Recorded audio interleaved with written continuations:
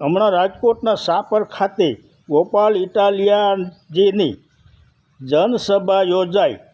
તેમાં ભીડ એટલી ઉમટી પડી કે ખુરશીઓ પણ ખૂટી ગઈ અને માણસો ઊભા પણ આ ગોપાલ ઇટાલિયાજીને સાંભળવા લાગ્યા।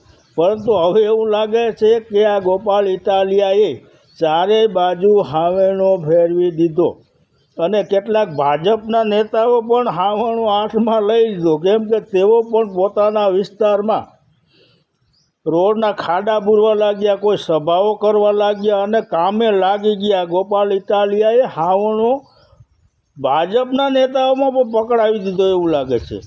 પરંતુ આ સભામાં એક વ્યક્તિએ ઊભા થઈને કહ્યું કે દિલ્હીમાં ખાડા છે, પંજાબમાં ખાડા છે। આવા સવાલો તેઓ ગોપાલ ઇટાલિયાને પૂછે છે, પરંતુ કોઈને પણ એવી હિંમત થાય છે કે ભાજપના એક પણ નેતાને પ્રશ્ન પૂછો? આજ દી સુધી કેમ પ્રશ્ન ન પૂછ્યા?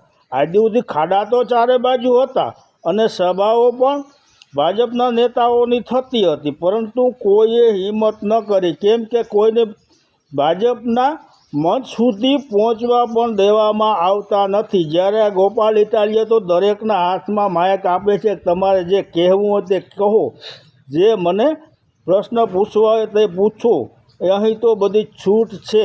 પરંતુ આ ભાજપના નેતાઓને જરાક એકાદાને પ્રશ્ન પૂછો કે આ બધું શું થઈ રહ્યું છે।